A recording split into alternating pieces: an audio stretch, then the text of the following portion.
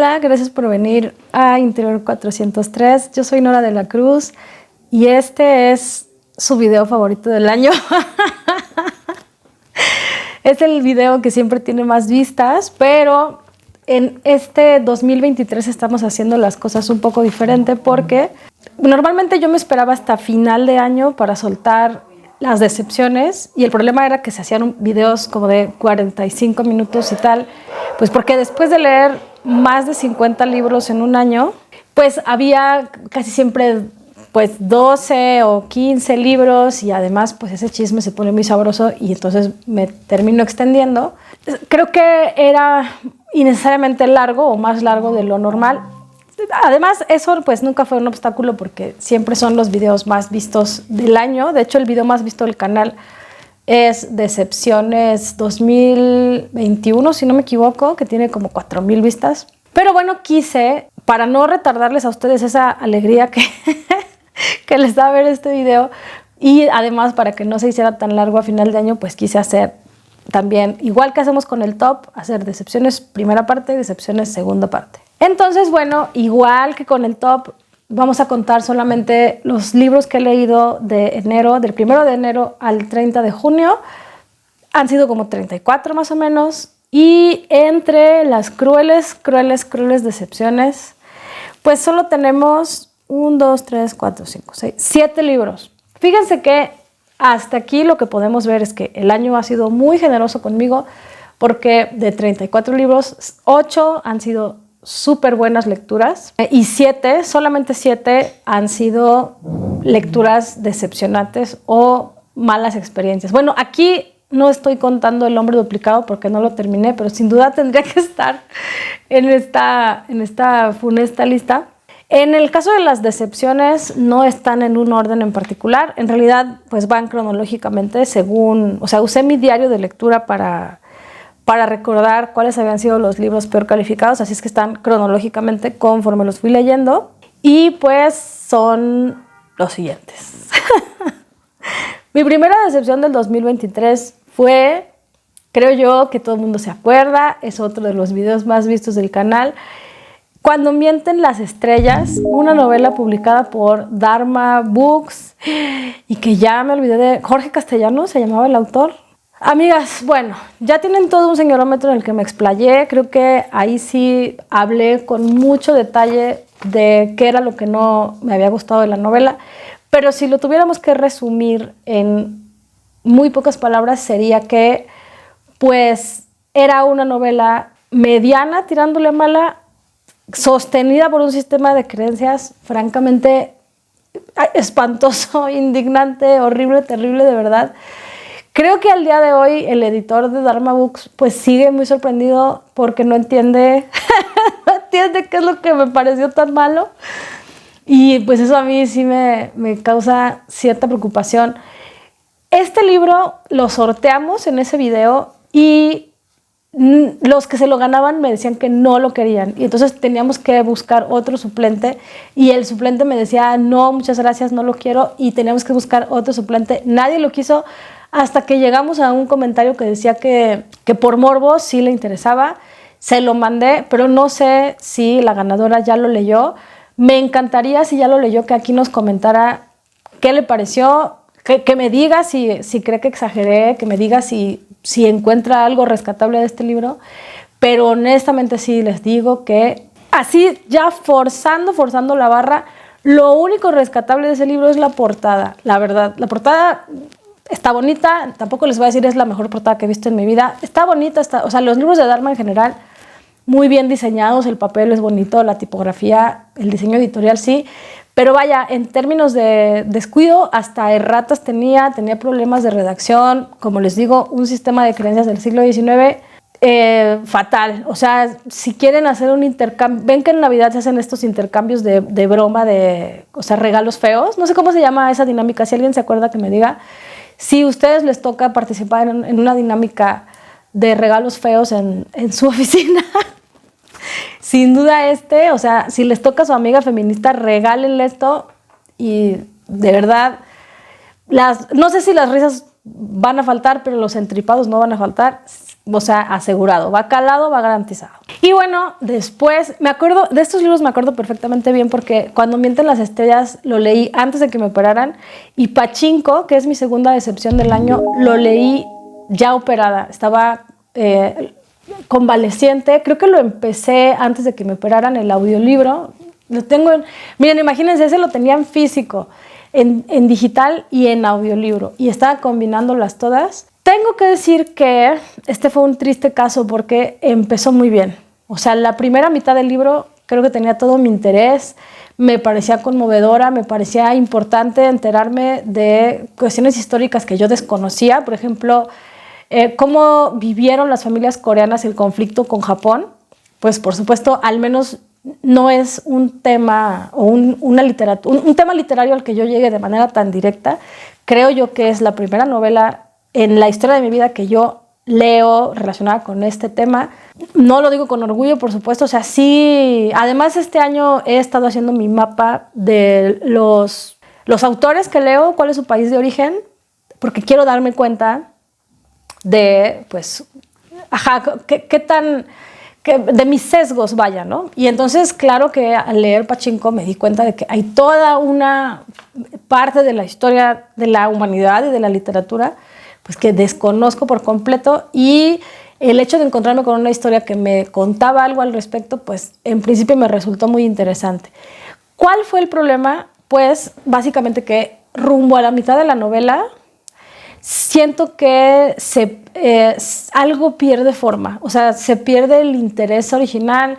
La historia creo que se alarga innecesariamente. Además, bueno, si la pasáramos por el señorómetro, cosa que todavía no hemos llegado a ese punto en el que pasamos a las autoras por el señorómetro, pero si la pasáramos, nos daremos cuenta de que, por supuesto, y que tiene que ver con la época y con el contexto, lo entiendo perfecto, pero tampoco creo, o sea, creo que en todas las épocas, las mujeres, a pesar de encontrarse oprimidas, pues siempre han encontrado un espacio para la resistencia, para algún tipo de resistencia, y en este caso sí creo que las mujeres se representan de una manera excesivamente pasiva, excesivamente abnegada, ¿no? en su dolor y en su sometimiento, y los personajes masculinos son los únicos que son interesantes. Bueno, en principio eso, pero después también otra cosa que sucedió y donde yo perdí el interés fue que al principio nos está hablando de una guerra y por supuesto que las circunstancias que nos cuenta van a ser crudas y van a ser dramáticas, y eso se entiende, pero creo yo que después había cuestiones en la historia familiar, o sea, como que todo era tragedia, todo era tragedia, todo era tragedia. Yo entiendo que hay familias que sufren mucho, no sé si ella realmente se basó en la historia de su familia o si es una historia inventada. Si es una historia completamente inventada, sí creo que tiende a lo melodramático en el sentido de que recarga, o sea, toda la trama es drama, drama, drama, drama, drama, está excesivamente recargada, se termina volviendo muy monótona, como que muy folletinesca en el mal sentido.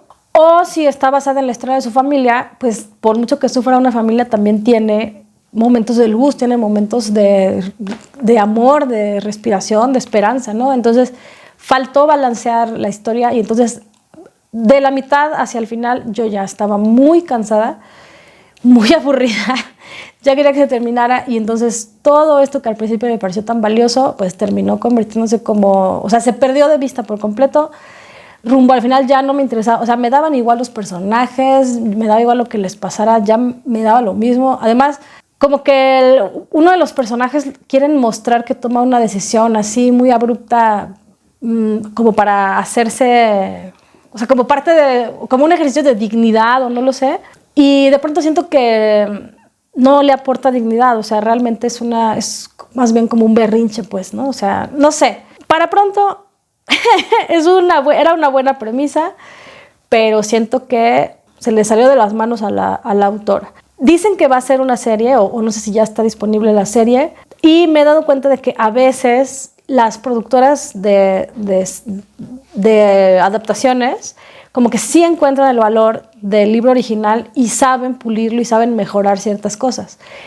Fue el caso de Little Fires Everywhere, que la serie es mucho más interesante, pero por mucho, que la novela. Espero que quienes hayan adaptado Pachinko a lo mejor hayan sabido tomar lo que tenía de valioso y pues corregir estos pequeños pues desperfectos que tenía la novela, pues tal vez también producto de la inexperiencia de la autora, que creo yo que es bastante joven. Bueno, en tercer lugar, una compra de pandemia, cuando estábamos todos en el encierro y las editoriales independientes tenían como que muchas ofertas y muchas iniciativas para vender porque estaban pasando por una crisis importante, pues yo hice un esfuerzo, la verdad, por comprarle al menos algunas, o sea, a las que pude, pues a las editoriales independientes que pude apoyar en ese sentido, pues hice lo posible por apoyarlas. Por ejemplo, a Sexto Piso le compré, a Almadía le compré, ay, se me está yendo alguna...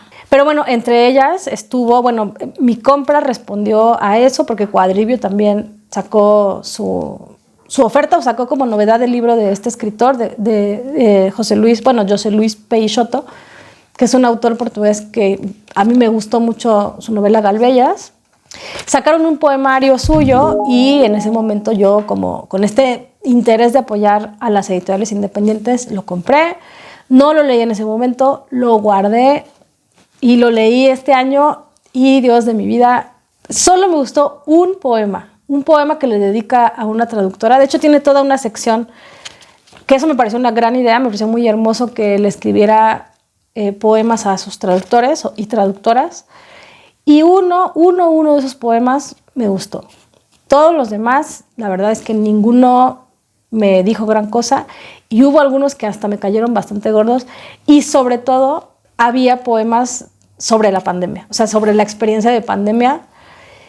Y amigas, yo sé, tal vez a ustedes les parezca un prejuicio horroroso, pero yo sí prefiero los libros que los autores se tomaron tiempo para pensarlos, desarrollarlos, escribirlos, volverlos a pensar, volverlos a procesar, volverlos a corregir. O sea, yo creo que escribir un libro no es cualquier cosa.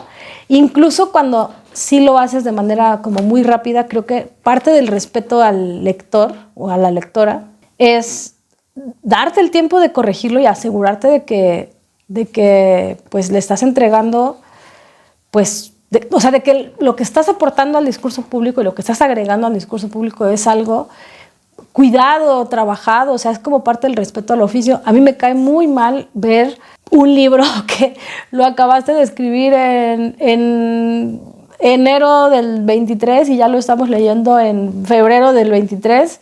Es como, ¿es en serio que eres así tan impecable que no necesitas corrección? Pues no sé, yo tengo mucha desconfianza y entonces el encontrarme con que yo en pandemia había comprado un libro escrito en pandemia fue como, no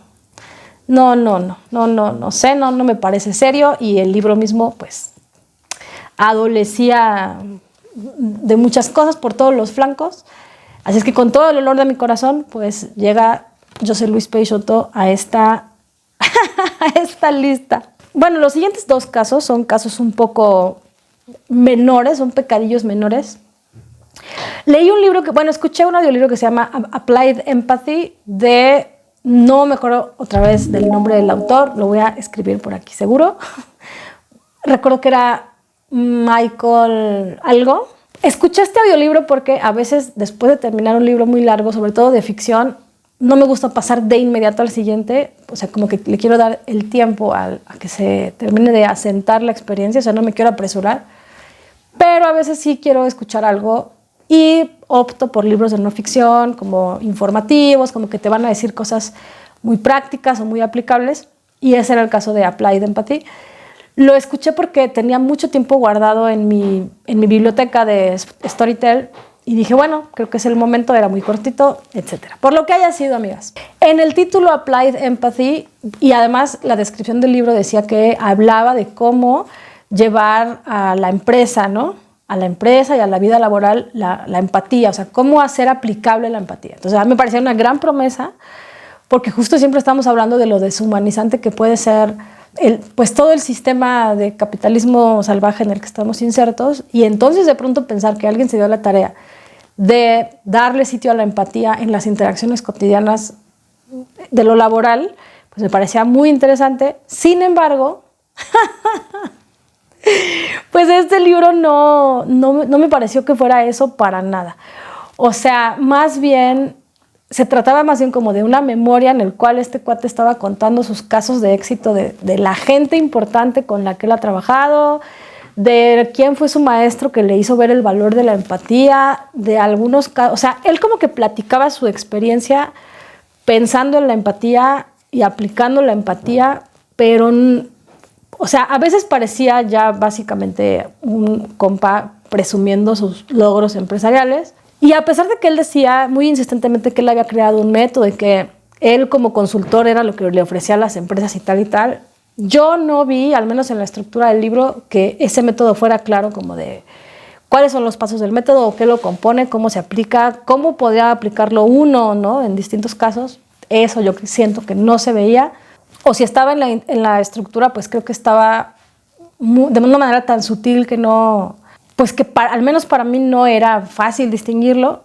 Y pues digo, no es que fuera realmente un libro chocante o molesto o lo que sea, digo, pues está padre conocer sus experiencias, pero tampoco era así como súper interesante lo que platicaba. Algunos casos se repetían y lo cierto es que tampoco era aplicable, o sea, tampoco le encontré yo el valor práctico que a veces busco en este tipo concreto de libros, porque si yo voy a escribir un libro de productividad o que me promete, pues sí, como que algo en mi vida cotidiana, o sea, algo de desarrollo humano o de empresa, pues yo espero que tenga algo que realmente, o sea, que yo sentir que aprendí algo concreto, al menos algo, ¿no?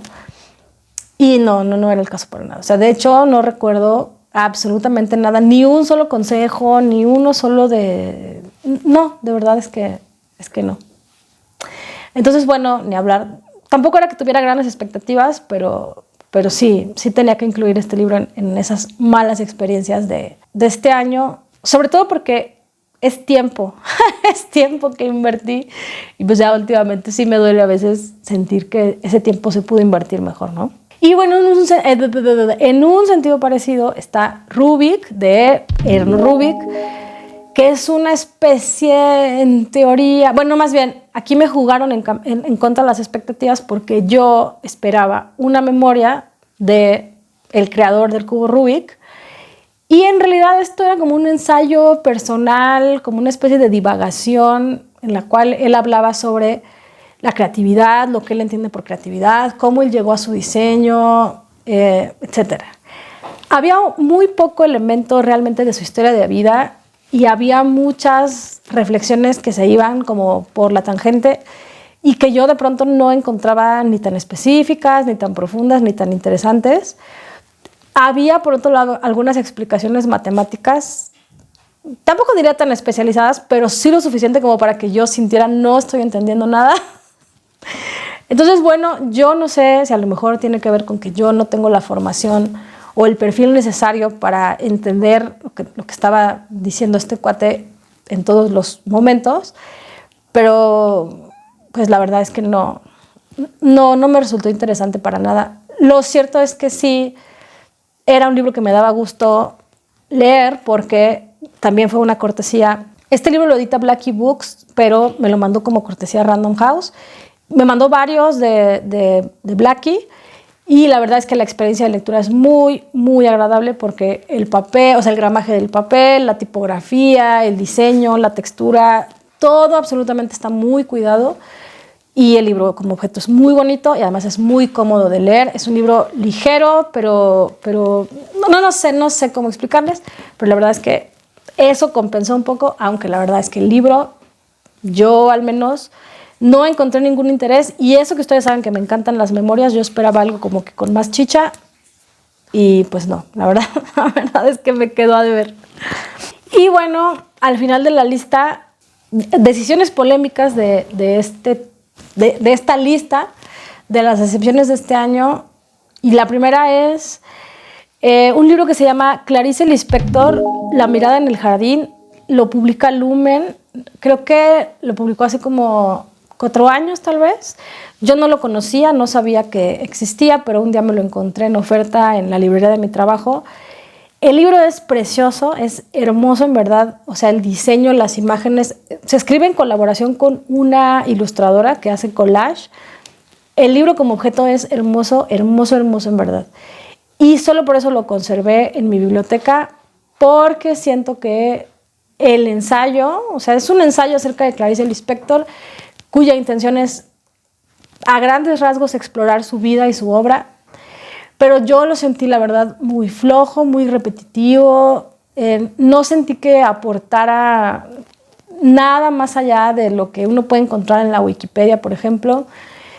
Al final sí hay una cronología que es interesante, creo que una bibliografía, bueno, eso también es interesante. Sin embargo, yo sí esperaba la perspectiva de Daniela Tarazona, o sea, que me propusiera algo, pues como escritora, ¿no? Siento que esta colección la están haciendo un poco así, o sea, como que le encargan a una escritora que escriba sobre otra escritora, y siento que esa premisa, o sea, esa idea tiene muchísimo potencial en el sentido de que, pues claro, sobre todo si hay conexiones entre las obras de ellas, lo que se podría decir sería muy interesante, o al menos yo lo pensé así, como que, wow, o sea, Daniela Tarazona es una escritora, yo solo he leído El animal sobre la piedra, pero me parece una escritora interesante, con una visión propia, con un manejo del lenguaje muy propio. Me hubiera interesado saber si Clarice influyó en ella directamente, porque ella es una conocedora de la obra de Clarice. Eso es lo que me hubiera gustado ver, como que una visión un poco más personal, un poco más propositiva, o sea, que este ensayo tuviera un punto de vista, un enfoque, y yo lo sentí como que muy tímido, muy plano, no vi que ella realmente estuviera proponiéndonos algo, diciéndonos algo, hablándonos en sentido personal.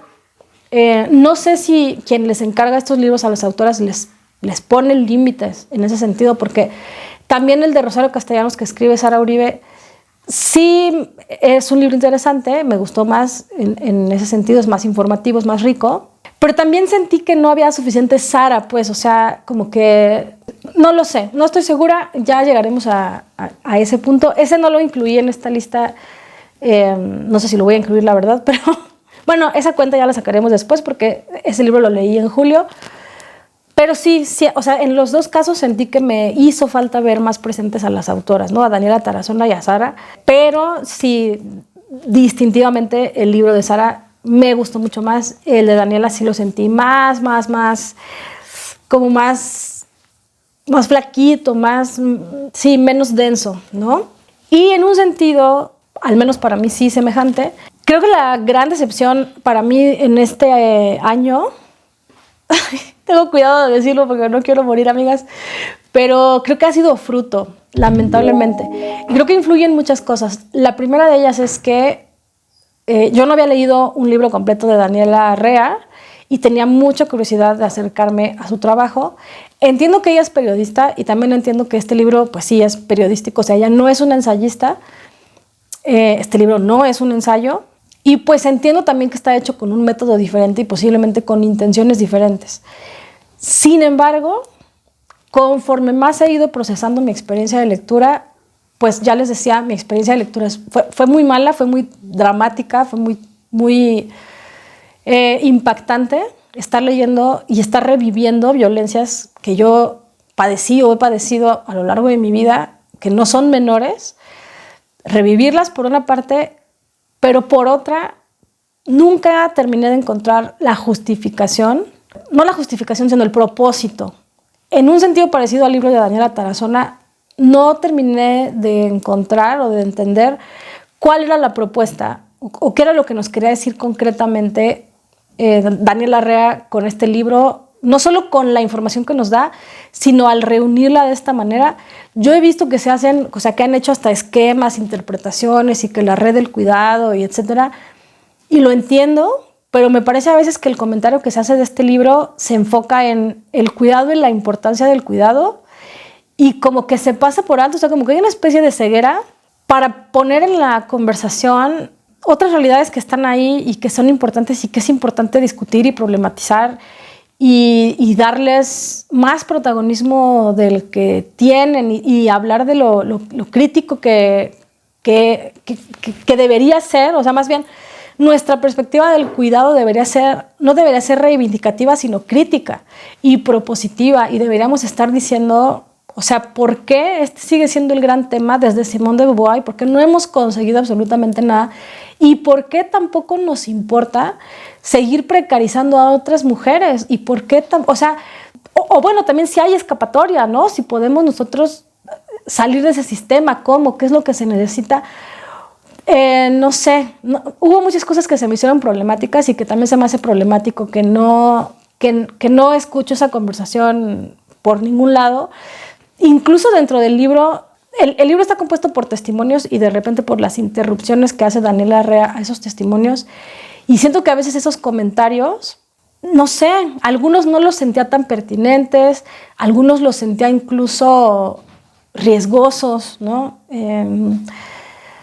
No lo sé, o sea, sí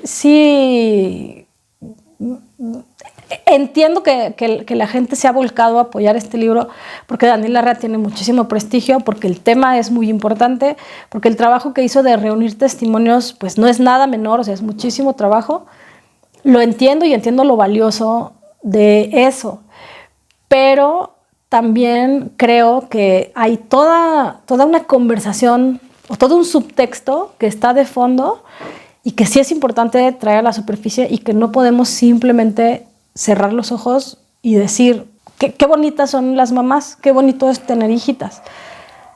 No creo que sea tan sencillo y siento que estamos corriendo el riesgo de simplificarlo. Y yo no digo Daniela Larrea, sino las lectoras mismas también estamos corriendo el riesgo de simplificar una conversación que pues es una deuda histórica, pues, ¿no? De género, de clase, etcétera. En fin, de verdad que es una conversación mucho más amplia, mucho más profunda y mucho más compleja y siento que sigue pendiente. Entonces, en ese sentido, por eso para mí fue un poco decepcionante no entender por qué estas experiencias, por qué estos temas estaban ahí un poco como expuestos, pero no necesariamente comentados con la profundidad o con una perspectiva, ¿no? Sí, con la profundidad que merecen y con una perspectiva clara de hacia dónde estamos dirigiendo este trabajo, que es muchísimo trabajo. O sea, insisto, mis respetos para Daniela Larrea como periodista, es muchísimo trabajo, pero hacia dónde estamos dirigiendo esa conversación y por qué. Y qué implica eso dentro de la gran conversación feminista, sobre todo con los riesgos que enfrenta el feminismo en estos días, o sea, de convertirse en un producto, de convertirse en un capital político, social, o sea, en fin. No me quiero exaltar, tampoco me quiero meter en problemas, pero pues bueno, hasta aquí llegan mis decepciones, mi primera parte, las decepciones de la primera parte del año 2023. Igualmente, como con el top, cuéntenme si ya leyeron alguno de estos libros, si coinciden conmigo, si difieren, o si ustedes han tenido decepciones a lo largo de este año, cuéntenme también cuáles han sido. Por mi parte, de momento es todo. Muchas gracias por venir a Interior 403. Yo soy Nora de la Cruz y nos veremos en el próximo video. Adiós.